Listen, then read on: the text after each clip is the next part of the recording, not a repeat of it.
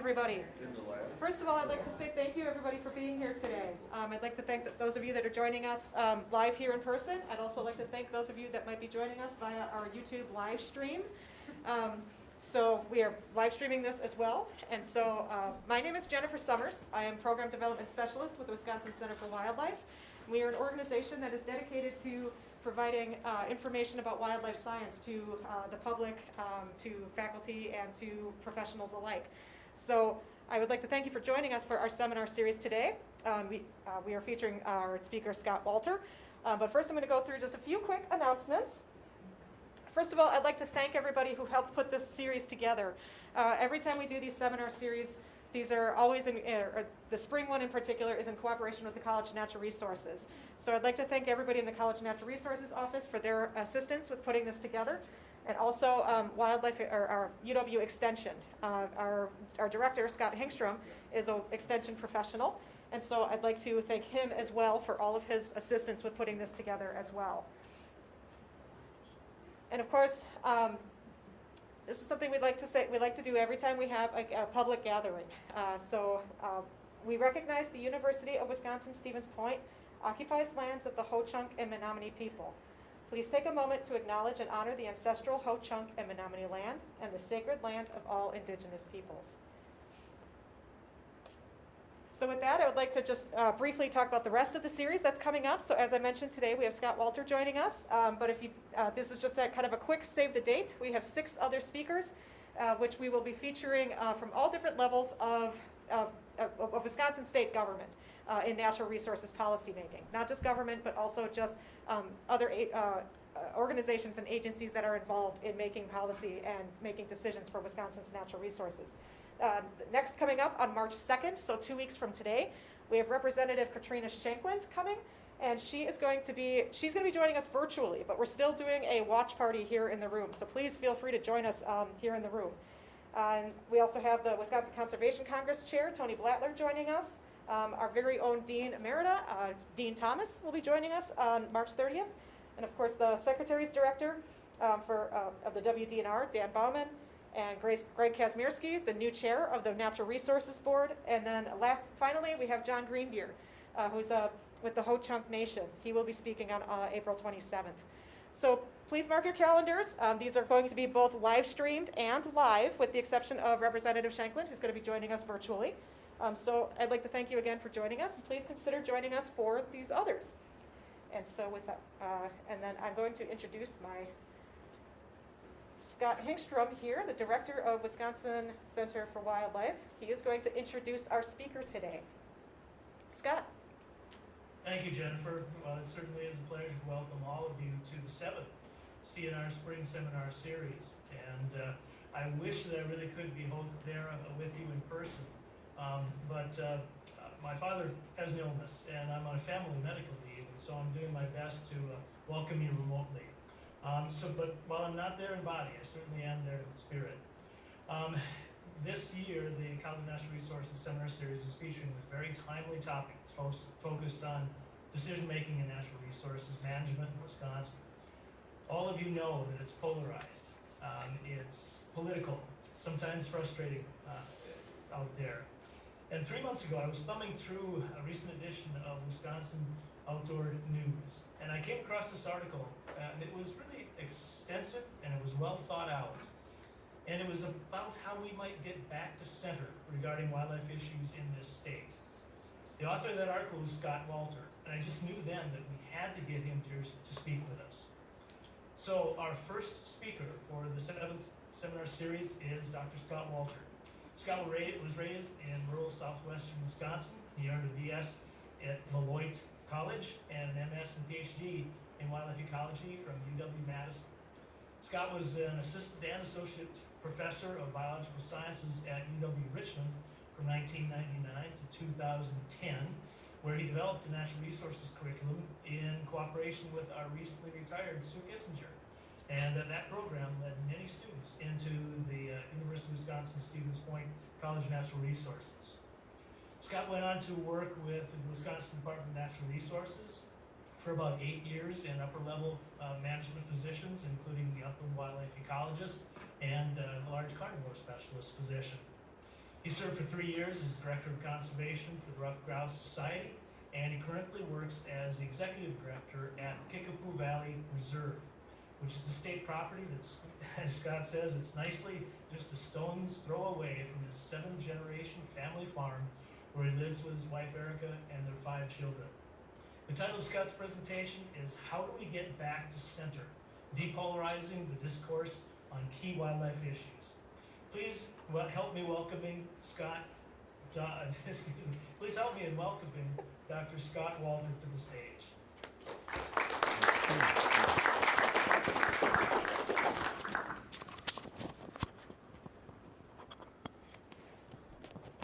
Thanks for that, Scott, and thanks everybody for having me.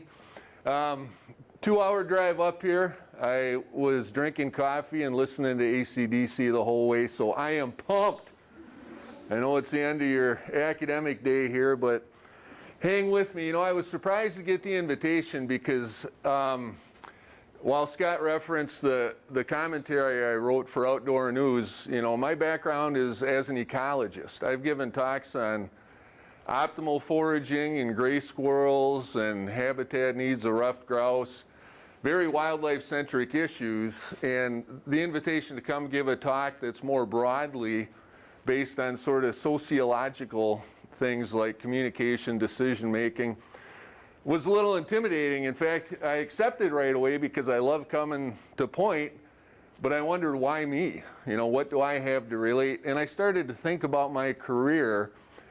And it's a little bit embarrassing when you look at the list of jobs I've held over the last couple of decades, but while just like most of you, I got into natural resources because, you know, I was a small town Wisconsin rural farm kid, loved spending time outside, fell in love with wildlife, got into the career because my focus was on these critters I cared about and a desire to do good things for them. After not too many years into my career, I realized that what I was really enjoying was working with people. And more than that, I realized that that's the way that you can really have an impact and achieve your goals of, in this case, wildlife conservation. So if I can impart any wisdom in the next half hour or so from 20 years in the field, cool. The other reason it's cool to be here is gray hair. I'm getting old. You guys are young. And I know at your age, I remember clearly, you're thinking no further ahead than where the party is Friday night.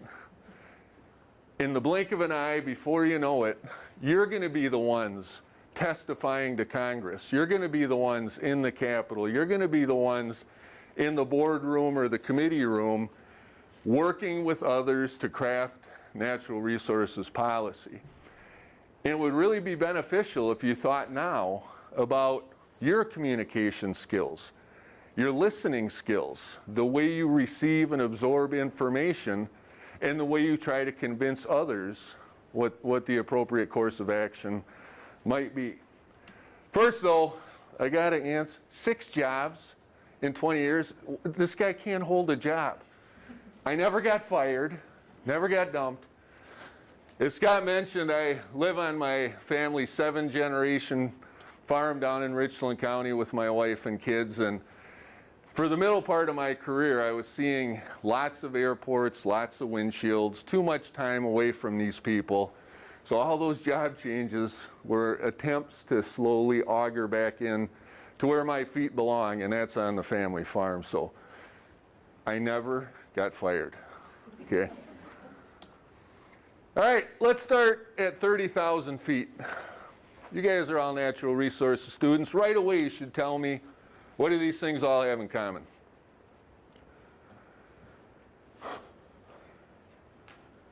Fish, wildlife, navigable waters are all held in the public trust, right?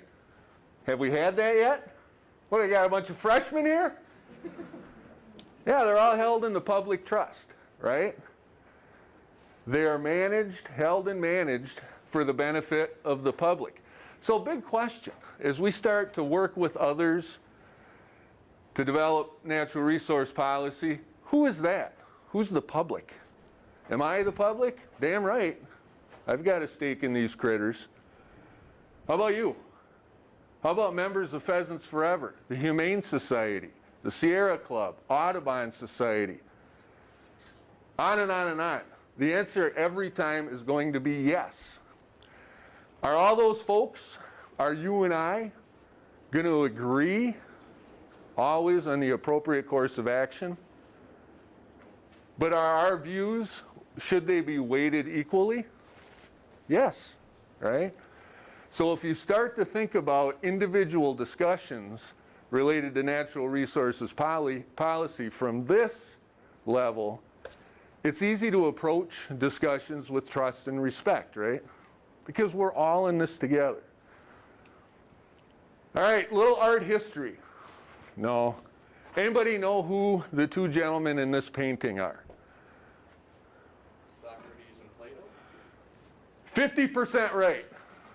On your left is Plato, and to his left, on the right side of the screen, Aristotle. Okay? Engaged. Anybody read any of these old Greek philosophical debates, discussions?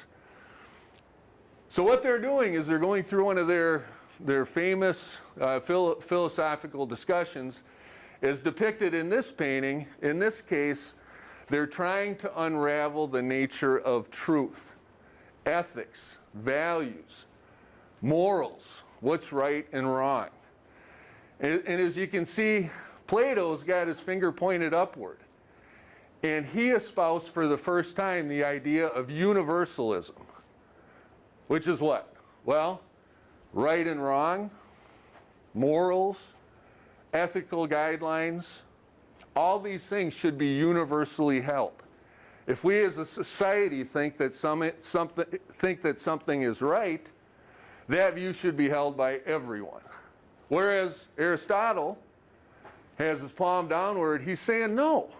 Everybody's got their own individual views of the world that stem from their backgrounds, their religious upbringing, educational training, etc., etc. So truth, morals, ethics, at least to some extent, are relative to an individual's background. Universalism, relativism. Put your hand in the air if you have any idea where I'm going with this. Allow me to clarify. So when you sit down at a table, as many of you will, with 25 other representatives from conservation groups, natural resource agencies, members of the public, whatever, if you view your opinions, your desired course of action as a universalist, you're going to react with statements like this. Well, this is obviously the only option. Discussion about any other is fruitless, right? If data is presented that counter your views, which we see frequently in the news, right, in the political arena today, you're going to claim, well, there must be something wrong with your data. Your scientists don't know what they're talking about, right? Because your views, according to you, should be universally held. And you'll interrupt. You know people like this, right? You get into some discussion, you get 3 words out of your mouth and they're already doing this. No, no, no, no, no. They stop listening, right? You violated their universal truth. Whereas a relativist, and hopefully you know folks like this as well, they'll listen. And it's clear they're honestly thinking about what you're telling them. That's interesting. How'd you come to that conclusion? I understand what you're saying. I know how you came to that conclusion, right? 2 very different ways to receive information from others. So if we want to get these very divisive discussions about natural resources policy back to center, which of the 2 philosophies would be most beneficial to adopt? Somebody. Relativism. By God, relativism, right? If I can't respect the fact that somebody sitting at that table with me, in that boardroom with me, may have a different view because their background, training, education is different than mine, we're automatically going to engage in a fight, right? It's me versus you. One of us is universally right. And damn it, it's me. So think about that. Think about it. Who's got a boyfriend, girlfriend? You will have that same boyfriend or girlfriend maybe next week if you approach discussions as a relativist. Tell me how those discussions will go if you're a universalist. All right? Maybe that'll be good. You'll have a different boyfriend or girlfriend next week. All right, enough Greek philosophy. Let's boil it down even simpler. Who read this book or had it read to them? Oh, come on, 2 people? Dr. Seuss, The Sneetches. Hand in the air if you remember this. All right? And if you remember the key message from this book, there's really nothing more I can tell you. That's, in a nutshell, that's the way to get back to center. So Sneetches, these cool little Dr. Seuss critters, alike in all ways except some had a little star on their belly, the star-bellied Sneetches. And the Sneetch Society imploded when they started to focus only on that, whether or not they had a star on their belly. It's a great story. We'll come back to the Sneetches. But when we start to act like Sneetches and start to view some trait, some belief, some opinion, approach to conservation, as universalists, we want to align ourselves with others that share that view, right? We might hang out with them. We might only engage in discussion with those folks. We might join groups comprised of people that share our views. We become members of a flock, right? Which is not a bad thing. Who here is a member of some conservation organization? Wildlife Society, Ducks Unlimited, there's 1,000 of them out there, right? I am myself, they can be very good things. But there are some dangers in adopting this herd mentality, right? If you adopt the herd mentality to the exclusion of your own individual thought processes, your attitudes, your beliefs, and the skills and knowledge and training you bring to the table disappear. And you become just another sheep in the flock, parroting the information and messaging that that group is telling you to, right? So you become a member of a group and you cease becoming an individual. You also stare as a member of that group at folks that aren't in your group, like these sheep staring across the fence. And they very quickly, because they're different, they don't believe in wolf management, or they don't see the danger in PFAS and groundwater, or whatever the issue is, or they don't have a star on their belly, they become the enemies, right? And it's very easy to assume that I hold my position because I've done the research, I hang out with other bright people who constantly tell me that what we think is right, therefore those people must be wrong. There must be something wrong with their data. For some fundamental reason, their views are flawed. So once we start to slide into this herd mentality, we see mutual respect eroded, okay? And that's part of the reason I think that we start to see things polarized. Look back to junior high. You just finished going through the line and your tray is now piled high with delicious, nutritious food. You turn to go sit somewhere in the lunchroom. Do you look at everybody and say, I'll sit anywhere? Now, if you're wearing a football jersey, you probably sit with the other guys that have football jerseys on. If you're a cheerleader, you go find the other cheerleaders. It's almost like we're conditioned to associate with those that are like us. And there's good reason for that. We've got similar backgrounds, similar interests, similar stories to tell, etc. But in the conservation world, aligning only with those that have similar views does not allow us to achieve the goals of the North American model of wildlife conservation, which are based on resources being held in the public trust, right? Focuses us, I think, too narrowly. And we see this all the time. Who's been called a tree hugger? Who's been called a redneck hunter, bloodthirsty barbarian? I've been calling them both, because I kind of am both, right? A little finger into both worlds. But we see this polarization due to people labeling themselves as members of one group or another all the time. Most obviously around contentious issues, things like hunting.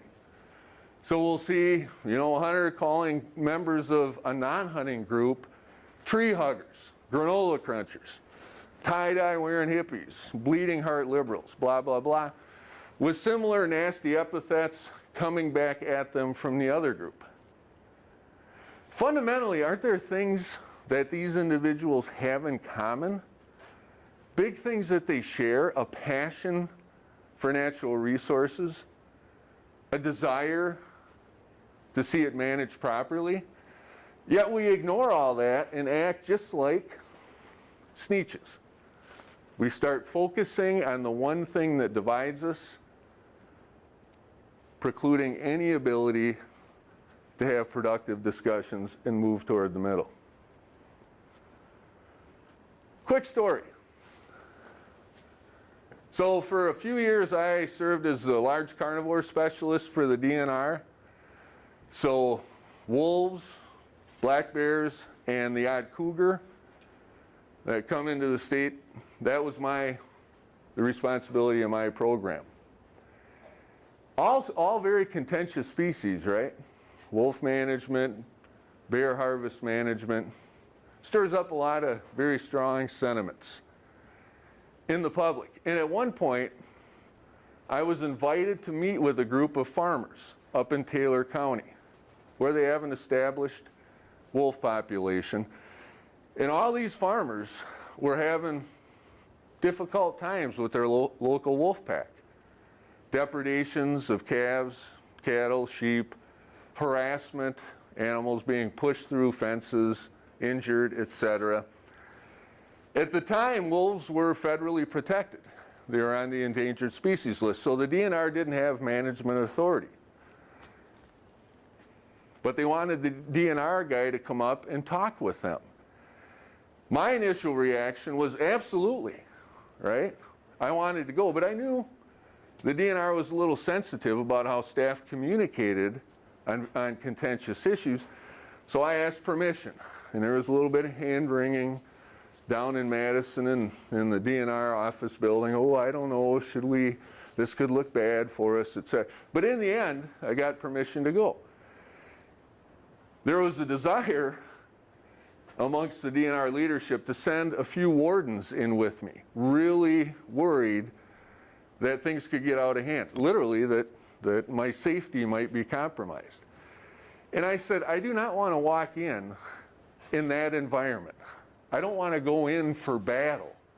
I want to go in as Scott to listen. They said, all right. So I drove up to Medford, walked into this large conference room, and there were about, 30 or 40 farmers sitting around this big table. And they didn't look happy, right? And I understood that. And it was interesting, so the couple weeks leading up to this meeting, as people learned I was going up, I was getting these sort of strange comments from friends and colleagues, like, oh my God, it's going to be bad, they're going to be mad. And I grew up farming, right? There didn't seem to be necessarily anything troubling about going to talk with farmers about problems they were having with their farming operation. So I thought that was kind of humorous. And when I walked in, I sat down, and there was a little of this, let's beat up a bit on the DNR guy undercurrent. But as they went around the room and told me, as the wolf guy for the state, what issues they'd had, they were very professional. They were open, stating the facts, and they expressed no hatred or animosity toward wolves at all. They were just sick of it. That's their livelihood. They're losing cattle, yet they can't do anything because of this endangered status. So we talked, and we developed, because I just listened and nodded, took notes, provided some feedback that I thought might be meaningful, some options. We developed, I think, trust and respect. This group of upset farmers and a DNR guy having a discussion. But what was cooler, after the meeting was over and everybody had sort of shared their piece, I had the chance to sort of move around the room and just talk one-on-one with these guys. And there was a farmer, I think about this still quite a bit. His name was Ryan. He was running a multi-generational dairy in Taylor County. He had a wife, he had 4 kids trying to get through school, and he had damages that amounted to about $30,000 a year due to wolves. But as we started to talk, he started to say some really neat things. He started to say, he's upset, right? This is his livelihood, but he said, you know, we actually like hearing wolves in the back recesses of our farm. My daughter wrote a book report for school on wolves, and I learned a ton. She loves wolves. So here's a farmer that people tend to view as this disgruntled, unhappy, anti-wildlife group, talking about how much they enjoy having wolves on their land. What they're upset about is the lack of management recourse when they lose a cow or have some negative interaction with wolves, right? So we found common ground. The nerdy DNR scientist and the farmer, because why? We talked, right? We understood each other, respected each other. And when I left that job, I really thought the road was paved in gold. As long as we kept talking, this wolf issue could be figured out. And we'd have some sort of path forward. But we keep focusing on differences. Broadly in natural resource policy discussions, we focus on differences. These are 2 snippets from the mission statements of 2 different conservation organizations. One includes the phrase, promoting wildlife conservation worldwide. The other includes the phrase, we work to secure a future for all species, great and small. Seems like they should be best buddies, right? Their goals, species preservation, are identical for all intents and purposes. Shouldn't they focus on that and think about the real threats to their mission? Habitat loss, deforestation, wetland drainage, diseases, climate change, pollution, environmental toxins, the things that we all know are resulting in some pretty serious wildlife issues. The 2 groups are Safari Club International and the Center for Biological Diversity. Missions are very similar, but an issue popped up, and that issue is wolf management, and they took 2 very different stances, 2 very different positions. SCI, ultimate goal is to delist all wolf populations and to allow active management, including harvest. CBD, they've been in court for decades now fighting delisting. They want wolves to remain endangered and under federal protections. One issue, their mission is identical. One issue pops up, and it's like that little science experiment you did in 3rd grade. You guys remember? Hands in the air if you remember sprinkling pepper on water, then you put a drop of soap in the pepper flakes. These groups, so much in common. so many resources, so much knowledge to collectively devote to their mission, preserving wildlife populations for the future. But one issue pops up, and it's just like that little drop of soap. It causes these groups, these individuals, to run to opposite sides of the issue. So it's sometimes, often, I think, in natural resource policy works like this. Like the Sneetches, instead of thinking about all our vast similarities and what we can do to help each other achieve our missions, we focus on that one issue and we go to battle. So instead of talking, seeing how they can cooperate, respecting one another's views, nope, you don't agree with me, I want nothing to do with you. And instead, they fight it out either in the media, interviews on TV, social media ads, or worse yet, by seeing who can hire the best lawyer. And then there's lawsuits, and lawyers are establishing natural resource policy outside of the scientific or conservation communities. It's atrocious that it's come to this. When's the last time you heard a radio news story, saw a TV news story on wolves that didn't include somewhere in there the word legal or lawyer? They're almost synonymous now. Wolf management is being played out in courtrooms, not in the halls of science. We have great examples to follow. Hand in the air if you know the name John Muir. Where did he grow up? Like right there, right? 30 miles or so outside of Stevens Point. Gifford Pinchot, father of forestry in North America, both had very close relationships with Teddy Roosevelt. Roosevelt had at his disposal the Forest Reserve Act of 1891, where he locked up. It basically gave him carte blanche to ride across the West and say, I love this country, it's now the federal government's. It's where our national parks, national forests, etc. originated. He literally could do that. He could say, hey, Western Montana, this circle, it's mine. That'd be awesome. But once Roosevelt did that, locked up all this land and all the timber, wildlife, mineral, fish, water resources it contained, they didn't know what to do with it.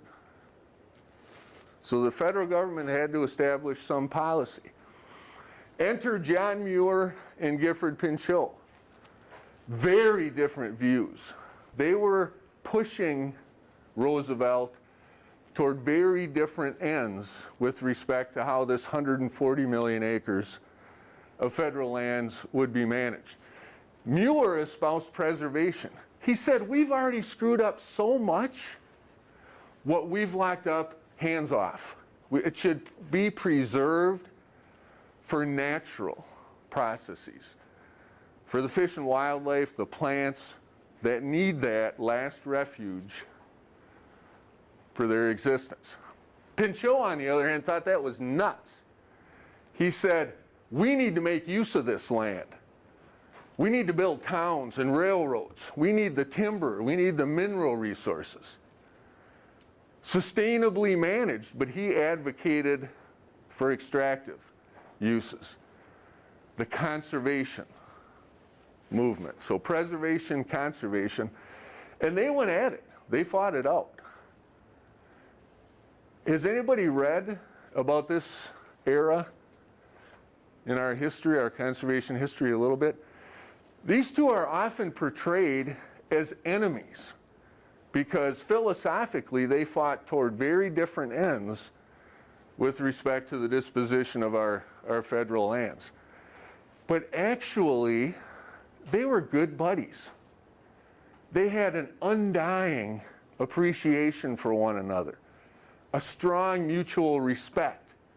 Even when they were fighting out things out on this forest management issue, they maintained a close friendship. They would write these flowery letters and telegrams to one another, like this from Pinchot to Muir. Hey John, how's it going? Miss you, buddy. Hope we can get together. How are the wife and kids? Let's chat. These nice little handwritten notes at the end. And Muir would respond in kind. And this is phenomenal to believe. You guys may not even comprehend this, the way things play out politically, etc. today. They disagreed, but they respected one another. Impossible to fathom, isn't it? These guys could do it, why can't we? I mean, their differences on an issue of far greater import than how we manage wolves in Wisconsin were huge. Yet they continued to talk, to share. There's a story of them at some meeting, I think it was in the desert Southwest. Muir was probably well into his 60s by that point. At the end of the meeting one day, they disappeared. Nobody knew where they were. They showed up at breakfast the next morning, laughing and giggling. It was described like schoolboys who'd snuck away for a night on the town. If you want to learn more about that, there's a really cool book, Natural Rivals, that just came out. Talks about that relationship. When we think about how policy is crafted in the United States today, it's usually hammered out in rooms like this. Representatives from a whole bunch of constituent groups, agencies, conservation organizations show up, sit around the table, describe the issue, and then start to discuss resolution, some policy that's going to effectively address the issue. Wolf management, PFAS, again, whatever the issue is. So how those discussions play out is really important. How these individuals engage, listen, talk, communicate, understand and communicate science, et cetera, is really important. But oftentimes, and I've seen this many times, what happens is the individuals show up from their groups and they pound their fist on the table, this is what we want. And they don't listen. This is what we want. Another group will say, well, yeah, but we don't really agree. We like, no. That universalist approach stomps on the ability to communicate. Whereas instead, maybe these representatives should go to the meetings, listen, hear what the other groups say, then go back to their members and say, hey, I learned some cool science. I learned a lot about black bear ecology at this black bear committee meeting. The DNR scientist was there and he showed us this thing called a population model. Here's how it works, and here's what it says. What do you think now? Right? Information should be shared in both directions. In fact, it should be a sort of a continual exchange amongst the group so that they can learn from one another as the policy is crafted. Isn't PowerPoint fun? All too often, though, what happens, they come in with their agenda, their position, align themselves with whatever other groups are on that board, on that commission, on that committee that share that position, and hope there are more of them than there are groups on the opposite end. And what I've actually seen is when it becomes clear that these 5 groups outvote these 4 groups, these guys complain that there's some other group out there that agrees with them that needs to have somebody on that committee too. And it becomes a numbers game. Nobody's listening. They're all just fighting for their view to get what they want. Okay? I want to talk just for a minute. I mentioned, or Scott mentioned, that I worked for a few years for a non-governmental organization, a nonprofit. Who belongs to a group like that? Sierra Club, Ducks Unlimited, Whitetails, there's a million of them, right? Huge role in conservation, very important role. But remembering what I said about the herd mentality, as you pay for your memberships in these groups, don't lose your individual voice. Don't fail to be critical about the policies, the position statements that group is developing. Because remember, fundamentally, they're businesses, and in some cases, big businesses. They have a bottom line that they're relying on you to help them meet, right? Don't forget you have that power. But don't forget also how that might color or twist the way they're communicating with you. Let's look at a couple here. And there are others. Wild Turkey Federation, Delta Water, there are bunches of these.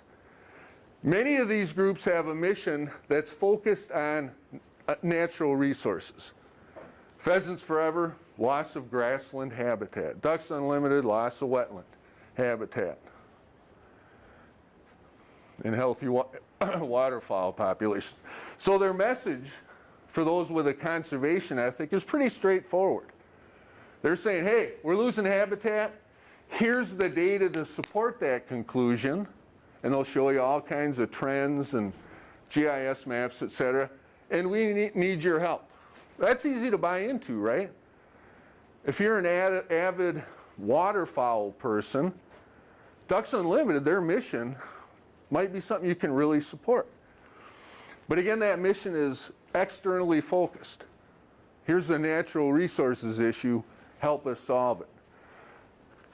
But don't forget, even these groups are businesses. Through memberships, fundraising, etc., they bring in many, many millions of dollars. And they have to support that large organization. I mean, their CEOs make a pile of money, right? So again, just understand that. Not saying that's wrong. They are big businesses. They need skilled people to run them. But when you get your magazine, when you get your letter, when you see what they're doing on Capitol Hill, what they're arguing for, always keep this information in mind. More insidiously, I think, and I'm just going to say anonymous conservation group up here, are folks that want you to belong because they label you. Their focus isn't on external, on some natural resource issue. They label you and say, we will stand up for you. So it might be a group saying, we'll fight for you, hunters, farmers, we got your back. Any group like that, wilderness advocates, etc. Because what have they automatically done? They've thrown you into the herd. If you're a hunter, sign up. Send us your $50. We'll send you a magazine and we'll fight for you. I'm a hunter. I'm a lot of things. But I don't want to be labeled as that. Any more than politically, to be honest with you, I want to be labeled a Democrat or Republican. I'm Scott Walter, right? I've got my own views. Don't stick my views in a hole by labeling me anything. Because then I lose my power, right? I'm in the herd. I'm just staring across the fence. And their missions sometimes get, almost to me, farcical. We'll defend your rights as hunters. Oh, and by the way, your right to praise God and your rights as an American. What? Whoa. For $30 a year, you're going to, what? They're big business. They want to appeal to you. You have the power to decide what you want to support. So be wary always of that herd mentality. We also see, weirdly to me, maybe this is awesome to you, I don't know, the celebrityizing, which I just coined that term, of conservation. Both these individuals, don't say the names, but put your hands in the air if you know the guy in the top, who that is. Anybody know who this is? Both these individuals can be found enmeshed in wildlife issues in the state of Wisconsin. No? You don't know? Well, here, I'll give you some hints. Guy in the top wrote this rockin' 70s power guitar song, Cat Scratch Fever. Rockin'. Loved it. Listened to it all the time in college. I pounded more cans of Old Milwaukee while headbanging to Cat Scratch Fever than you could count. The guy in the bottom, all he did was develop a patch occupancy modeling approach to estimating gray wolf numbers in Wisconsin, for the first time allowing us to develop confidence intervals around our annual wolf population estimate. For the first time, we had an estimate rather than just a count or an index. Guy in the top, awesome nickname, Motor City Madman. Guy in the bottom, first one to develop a population estimate for bobcats so that we can effectively manage harvest one year to the next. Before his efforts, really just kind of a stab in the dark. If you haven't seen this episode of Miami Vice, the guy in the top at one point played an awesome drug dealer. Guy in the bottom gave us away based on a genetic capture mark recapture estimate to determine how many black bears there are in Wisconsin so we can accurately and effectively control harvest to achieve population health.